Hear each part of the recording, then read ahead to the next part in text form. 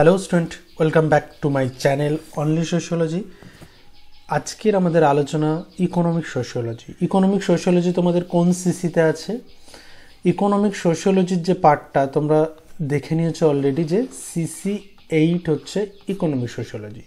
এবং আজকের ভিডিওটা ক্যালকাটা ইউনিভার্সিটিতে যাদের রয়েছে তাদের জন্য, যারা স্টেট ইউনিভার্সিটিতে রয়েছে তাদের জন্য, এবং যারা স্টেট ইউনিভার্সিটিতে রয়েছে তাদের জন্য, যারা বিদ্যাসাগর ইউনিভার্সিটিতে রয়েছে তাদের জন্য, যেটা অলরেডি আমাদের স্ক্রিনে ভিজিবল রয়েছে। এই সিলেবাসটা কিন্তু এই তিনটি ইউনিভার্সিটির জন্য। NSOU যারা রয়েছে, যারা নেতাজি সুভাষ ওপেন ইউনিভার্সিটি রয়েছে, তাদের এই সিলেবাসটা তো পড়তেই হবে এবং এর সঙ্গে তোমাদের কিছু অ্যাডিশন আছে, আমি সেটাও আলোচনা করব। ফার্স্টলি আমরা এই সিলেবাসটা আলোচনা করছি এবং অ্যাডিশন যেগুলো রয়েছে, নেতাজি সুভাষ ওপেন ইউনিভার্সিটিতে বেশ কিছু বিষয় অ্যাড করা হয়েছে যেগুলো নর্মালি ক্যালকাটা স্টেট বা বিদ্যাসাগর ইউনিভার্সিটির সিলেবাসে নেই। ওকে, তো যে পার্টগুলো অ্যাড করা হয়েছে সেই পার্টগুলো আমি আলোচনা করব, সেটা তোমরা প্রথম থেকে দেখতে থাকো। দেখো, এটা হচ্ছে নেতাজি সুভাষ ওপেন ইউনিভার্সিটিতে যারা রয়েছে তাদের জন্য। তো এখানে বেশ কিছু অ্যাডিশন আছে, সেটাও আমি আলোচনা করব। চলো আলোচনা আজকে শুরু করি। দেখো, প্রথমেই তোমাদের পড়তে হবে ইকোনমিক সোশিওলজি। যেহেতু তোমাদের খুব বেসিক পার্টটা পড়বে, আমি বারবার একটা কথাই বলি, প্রত্যেকটা পেপারের যে বেসিক পার্ট ক্লিয়ার রাখতে হবে। যদি পলিটিক্যাল সোশিওলজি পড়ো, পলিটিক্যাল সোশিওলজি কি আলোচনা হয়, তাত্ত্বিক কারা কারা আছেন, কোন কোন থিওরিস্টরা এখানে আছেন যাদেরকে আমাদের পড়তে হবে, এই কনসেপ্টটা কিন্তু ক্লিয়ার রাখতে হবে। যে অ্যাট ফার্স্ট তোমাকে ক্লিয়ার রাখতে হবে বা তোমাকে জানতে হবে যে এই পেপারে তোমাকে কি পড়তে হবে, তবেই তো তুমি পড়তে পারবে। তো সেখান থেকে পার্সপেক্টিভস ইন ইকোনমিক সোশিওলজির বেসিক জায়গাটা ক্লিয়ার রাখতে হবে, যে ইকোনমিক সোশিওলজি কি, তাতে কি আলোচনা হয়, কোন কোন তাত্ত্বিকরা এখানে তাদের গুরুত্বপূর্ণ তত্ত্ব উপস্থাপন করেছেন বা কোন কোন তত্ত্বগুলো আমাকে দেখতে হবে। ওকে, তো এখানে ইকোনমিক সোশিওলজি যখনই পড়বে, ক্লাসিক্যাল রাইটিং কিছু তাত্ত্বিকদের আছে, সেগুলো তোমাকে দেখতে হবে। যেমন Karl Marx, Max Weber, Emile Durkheim, George Simmel, T Veblen, Talcott Parsons, এনাদের প্রত্যেকের কিছু ছোট ছোট পার্সপেক্টিভ কিন্তু দেখতে হবে। এবং সবচেয়ে গুরুত্বপূর্ণ যে পার্ট, দুটি বিষয় দেখো, একটা হচ্ছে ফর্মালিজম আর একটা হচ্ছে সাবস্ট্যান্টিভিজম। এটা হচ্ছে বলা যেতে পারে ইকোনমিক সোশিওলজির দুটো school of thought. Okay, school of thought অর্থাৎ এই যে দুইজন দুটো থটের কথা আমরা বলছি, ফর্মালিজম এবং সাবস্ট্যান্টিভিজম, ইকোনমিক সোশিওলজিতে এই দুই থটে বেশ কিছু তাত্ত্বিক আছেন যারা ইকোনমিক সোশিওলজিকে দুটো অ্যাঙ্গেল থেকে দেখেন। ওকে, একটু বলে দিই খুব ছোট্ট করে ফর্মালিজমটা বলি। ফর্মালিজমটা কি দেখো, যে প্রথমত বলি এটা কে প্রোপাউন্ড করেছেন কার্ল পোলানি, হাঙ্গেরিয়ান ইকোনমিক হিস্টোরিয়ান একজন কার্ল পোলানি।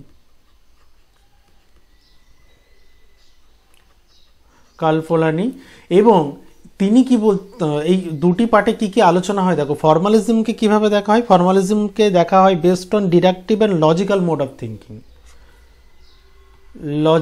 Of thinking. ওকে, আর আমরা যদি সাবস্ট্যান্টিভিজমকে দেখি, সাবস্ট্যান্টিভিজম অ্যাকচুয়ালি এটা কি, এটা বলা যেতে পারে ডেসক্রিপটিভ অ্যান্ড বিল্ড অন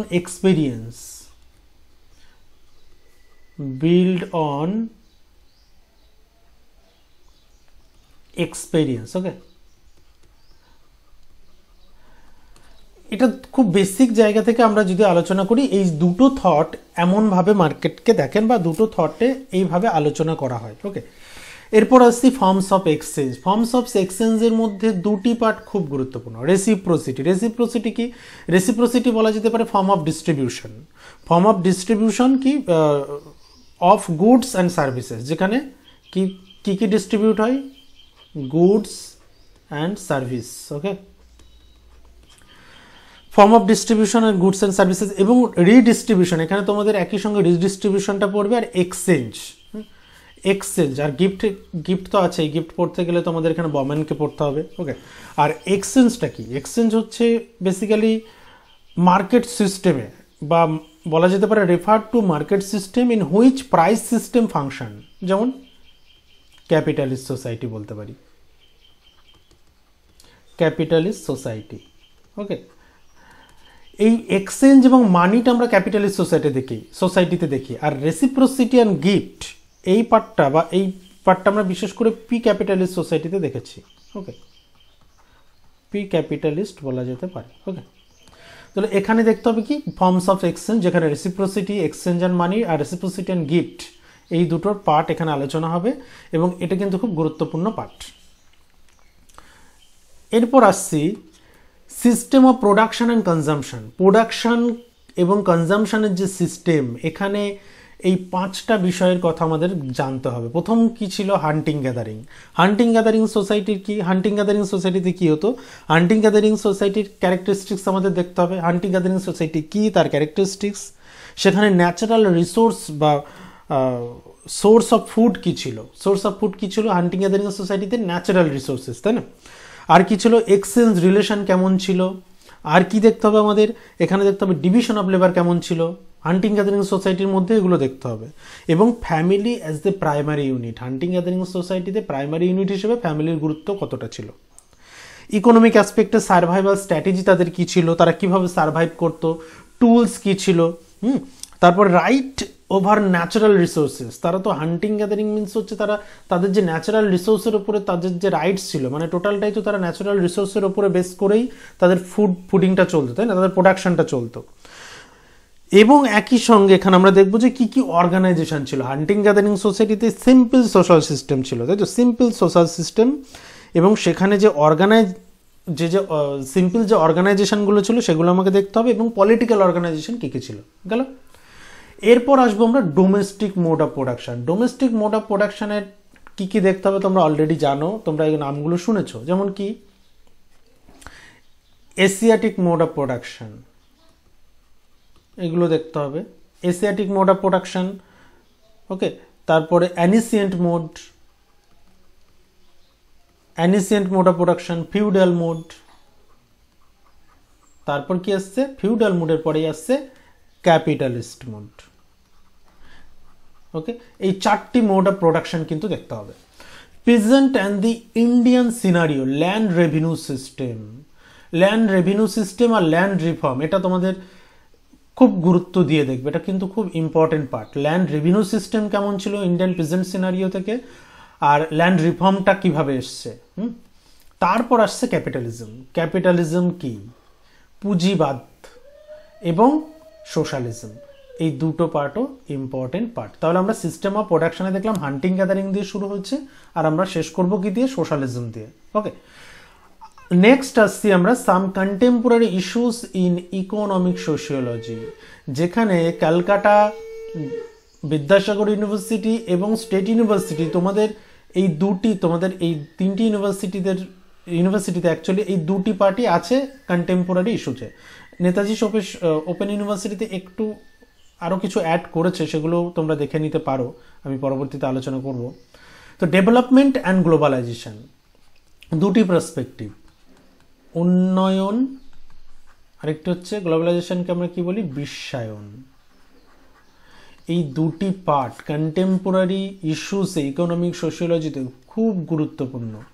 বিশ্বায়ন কি? খুব গুরুত্ব দিয়ে দেখতে হবে। উন্নয়ন কি, এবং উন্নয়ন এবং বিশ্বায়নের মধ্যে সম্পর্ক কি, এই সমস্ত পার্ট কিন্তু তোমাদের গুরুত্ব দিয়ে দেখতে হবে। ওকে, এটা গেল একটা পার্ট। এরপর আসছি যে এর মধ্যে যে নেতাজি সুভাষ ওপেন ইউনিভার্সিটিতে এক্সট্রা কি আরেকটা জিনিস আমরা মিস করলাম, যেটা দেখো যে নিউ ইকোনমিক সোশিওলজি। তো নিউ ইকোনমিক সোশিওলজিতে আমরা এখানে আলোচনা করে দিচ্ছি যে নিউ ইকোনমিক সোশিওলজিতে কি কি তোমাদের দেখতে হবে। দেখো, প্রথমত নিউ ইকোনমিক সোশিওলজির মিনিং দেখতে হবে। Meaning of new economic sociology. তারপর কি দেখবে? এমার্জেন্স কিভাবে হলো, কারণ নিউ ইকোনমিক সোশিওলজি নিউ বলছি তো স্বাভাবিকভাবেই তার এমার্জেন্সটা পরে হয়েছে, তো আমাদের এখানে এমার্জেন্স পড়তে হবে। Emergence of new economic sociology, এবং এখানে কন্ট্রিবিউশন, কোন কোন স্কলারের কন্ট্রিবিউশন দেখব আমরা। সাবস্ট্যান্টিভিজম আর ফর্মালিজমের ভাগ যিনি করেছেন, কে করেছেন? কার্ল পোলানিকে কিন্তু আমাদের এখানে পড়তে হবে। ওকে, আর কাকে পড়তে হবে? মার্ক গ্যানোভেটার পড়তে হবে। আর আমরা কাকে পড়বো এখানে? এখানে পড়বো নেইল ফ্লিংস্টেন,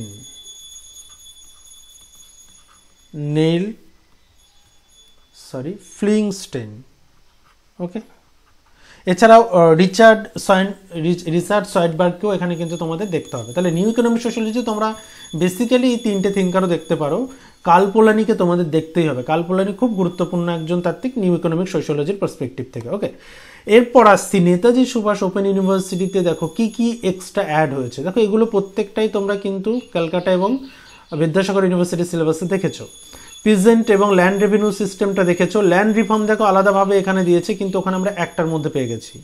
এখানে যেটা পড়তে হবে এক্সট্রা, ইউনিট 12 তোমাদের এক্সট্রা দেখতে হবে। Unit 13 rural independence and suicide, গ্রামের যে ইন্ডিপেন্ডেন্স এবং তার সঙ্গে সুইসাইড অফ ফার্মারদের সুইসাইড, এটা অ্যাড হয়েছে। ওকে, এবং mode of production debate, mode of production নিয়ে একটা ডিবেট রয়েছে, সেখানেও কিন্তু এই পার্টটাও কিন্তু তোমাদের এক্সট্রা পড়তে হবে। এই দুটি পার্ট তোমাদের মডিউল 3-তে পড়তে হবে। আর যেটা রয়েছে যে মডিউল 14-এ দেখো, মডিউল 4-এ এবং ইউনিট 14-এ, ইউনিট 15-এ যেটা রয়েছে একই বিষয় কিন্তু ওখানেও পড়তে হবে। মানে বিশেষ করে এই একই বিষয় আমরা ওই উন্নয়ন আর গ্লোবালাইজেশনের কথা যেটা বললাম সেম জিনিস। হ্যাঁ, ডেভেলপমেন্ট আর আন্ডার ডেভেলপমেন্টটা একটু দুজন তাত্ত্বিককে দিয়ে দিয়েছেন, এখানে নাম মেনশন করে দিয়েছেন, ওখানে নাম মেনশন করেনি, ওখানেও কিন্তু এই তাত্ত্বিকগুলোকে দেখতে হবে। ওকে, আরেকটা হচ্ছে গ্লোবালাইজেশন অ্যান্ড থার্ড ওয়ার্ল্ড, সেখানে এডুকেশন, হেলথ এবং মাইগ্রেন্ট লেবারদের পার্সপেক্টিভে আলোচনা করতে হবে। গেল।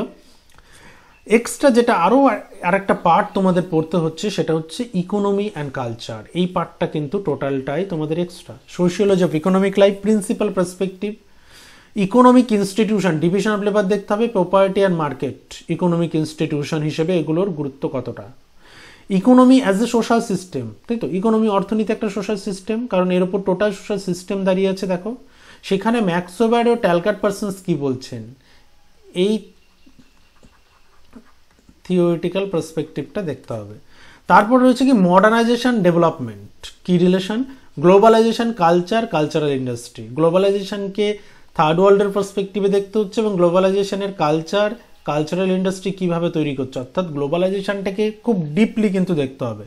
তাহলে মূল এরিয়া বলা যেতে পারে এখানে গ্লোবালাইজেশন। গ্লোবালাইজেশনটা কিন্তু খুব গুরুত্ব দিয়ে দেখতে হবে। ওকে, এরপর আসছি যে আমরা কি কি বই পড়ব, তাই তো, এই পার্টের জন্য কি কি বই আছে। আমি একটা বইয়ের নাম বলছি, তোমরা সেই বইটা ফলো করতে পারো। দেখো বাংলা বই তো এই পার্টের জন্য স্পেসিফিক কোনো বাংলা বই নেই, তবে এই বইটা তোমরা ফলো করতে পারো। অর্থনৈতিক সমাজতত্ত্ব, সমীর দাশগুপ্তের লেখা। সমীর দাশগুপ্ত মহাশয় ছিলেন আমাদের কল্যাণী ইউনিভার্সিটির,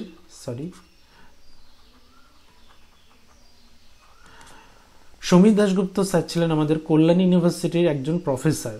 ওকে, এনার এই বইটা তোমরা ফলো করতে পারো।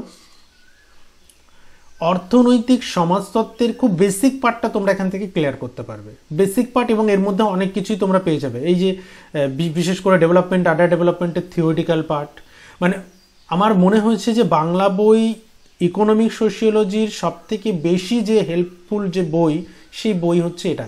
এর উপরে কিন্তু কোনো মানে অ্যাকচুয়ালি আর কোনো বইই নেই অর্থনৈতিক সমাজতত্ত্বের উপর। তোমরা এই বইটা ছাড়া আর অন্য কোনো বই মার্কেটে পাবে না।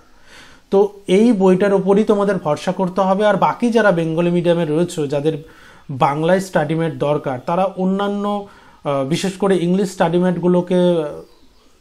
স্টাডিমেটগুলো থেকে হেল্প নেওয়া ছাড়া আর কোনো কিন্তু উপায় নেই। ওকে, তো এই একটা সমস্যা কিন্তু এই পার্টের জন্য ফেস করতে পারে, কিন্তু এখান থেকেও তোমরা অনেকটাই কভার করতে পারবে। এটা গেল। আর যারা ইংলিশ মিডিয়ামে রয়েছে তাদের ক্ষেত্রে বলি যে বিশেষ করে যারা নেতাজিতে রয়েছে তারা তো স্টাডিমেট তোমরা পেয়েই যাচ্ছ, তোমাদের ইউনিভার্সিটি থেকে স্টাডিমেট দিচ্ছে। আর যারা রেগুলার ডিগ্রি কলেজে রয়েছে তাদের কি হচ্ছে, তাদের জন্য বলি তোমরা ইন্দিরা গান্ধী ন্যাশনাল ওপেন ইউনিভার্সিটির বেশ কিছু স্টাডিমেট কিন্তু অ্যাভেলেবেল আছে অনলাইনে। তোমরা ফ্রি স্টাডিমেট তোমরা ফ্রিলি অ্যাক্সেস করতে পারবে, ডাউনলোড করতে পারবে, সেগুলো প্রিন্ট করে নিতে পারো। ওকে, তো ইকোনমিক সোশিওলজি বলে সার্চ করলেই তোমরা পেয়ে যাবে। ইকোনমিক সোশিওলজির মধ্যে যতগুলো মডিউল আছে প্রত্যেকটা মডিউলের স্টাডি ম্যাট পেয়ে যাবে। আচ্ছা, আমি একটু বলে দিই তোমরা কিভাবে সার্চ করবে। এটা যে স্টাডি ম্যাট ইগনু স্টাডি ম্যাটটা তোমরা কিভাবে সার্চ করবে, দেখো ওয়েবসাইটে তোমরা এখান থেকে ওয়েবসাইট থেকে এটা কিভাবে পাবে আমি প্রসেসটা বলে দিচ্ছি। আমি এটার একটা ভিডিও আলাদা করব, ওয়েবসাইট থেকে কিভাবে যাবে, ওয়েবসাইটে ভিজুয়ালি সেটা আমি দেখিয়ে দেবো। আমি আপাতত বলে দিচ্ছি তোমরা এই মেথডটা ফলো করতে পারো। দেখো, প্রথমত গুগলে গিয়ে তোমার সার্চ করতে হবে কি, ওয়েবসাইটের নাম হচ্ছে ই জ্ঞান কোষ। ওকে, ই জ্ঞান কোষ, ই.জ্ঞানকোষ দিলেই দেখবে একটা পেজ খুলে ওপেন হবে। যে পেজে তুমি সিলেক্ট করবে বিএ সোশিওলজি, সোশিওলজি যখনই সিলেক্ট করবে দেখবে অনেকগুলো একটা পোর্টাল খুলবে যেখানে অনেক স্টাডি ম্যাট রয়েছে। তো সেখানে তুমি সিলেক্ট করবে সিসি। অনেক স্টাডি ম্যাট রয়েছে বলতে কি সিসি, ডিএসসি, এসিসি এরকম পরপর আছে। তুমি সিসি সিলেক্ট করবে। সিসি সিলেক্ট করে তুমি সেখান থেকে ইকোনমিক সোশিওলজি কোন পার্টে আছে চেক করে নিয়ে সেখান থেকে তুমি তোমার ইচ্ছা মতো মডিউল কিন্তু ডাউনলোড করতে পারো। ওকে, তোমার ইচ্ছা মতো মডিউল তুমি ডাউনলোড করে নিতে পারো এবং এখানে যা কিছু আছে সমস্ত স্টাডি ম্যাট তুমি সেখান থেকে অ্যাভেল করতে পারবে।